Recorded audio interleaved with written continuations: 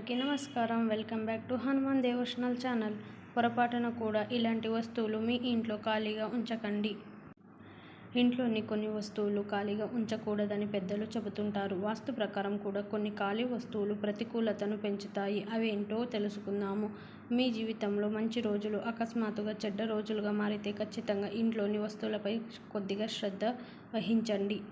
వాస్తు శాస్త్రం ప్రకారం ఇంట్లో ఉంచిన ఖాళీ వస్తువులు మీ పురోగతిపై ప్రతికూల ప్రభావాన్ని చూపుతాయి. అందుకే ఆయుష్ పెరగడానికి, అదృష్టాన్ని పెంచడానికి ఈ 5 వస్తువులను ఇంట్లో ఖాళీగా ఉంచకూడదు.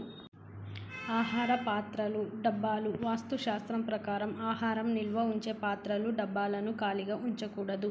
సిరిధాన్యాలు, ముఖ్యంగా బియ్యం ఎప్పుడూ నిండుకోకుండా జాగ్రత్త తీసుకోవాలి. ధాన్యం నిండుగా ఉంటే అది జీవితంలో శక్తిని తెస్తుంది, మీ ఇంట సంపదను పెంచుతుంది.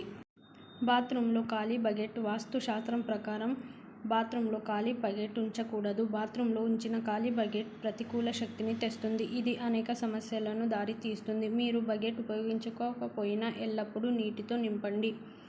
అలాగే విరిగిన బకెట్ను ఉపయోగించకూడదని గుర్తుంచుకోండి. స్నానం చేయడానికి నీలిరంగు బకెట్ ఉపయోగించండి. ఉపయోగించిన తర్వాత బకెట్లో నీటితో నింపండి, ఖాళీగా ఉంచవద్దు. పూజా గదిలో నీటి పాత్రను ఖాళీగా ఉంచవద్దు. చాలా ఇళ్లలో పూజా గదిలో ఒక రాగి పాత్రలో నీటిని ఉంచుతారు. పూజానంతరం ఒక పాత్రలో నీటిని నింపి అందులో గంగా జలం, తులసి దళాలని వేసి ఉంచాలి. పూజా గదిలో నీళ్లు నింపిన పాత్రను ఉంచితే భగవంతుని దాహం తీరి తృప్తి చెందుతాడని, ఫలితంగా ఆ ఇంట్లో ఆనందం, శ్రేయస్సు ఉంటుందని చెబుతారు.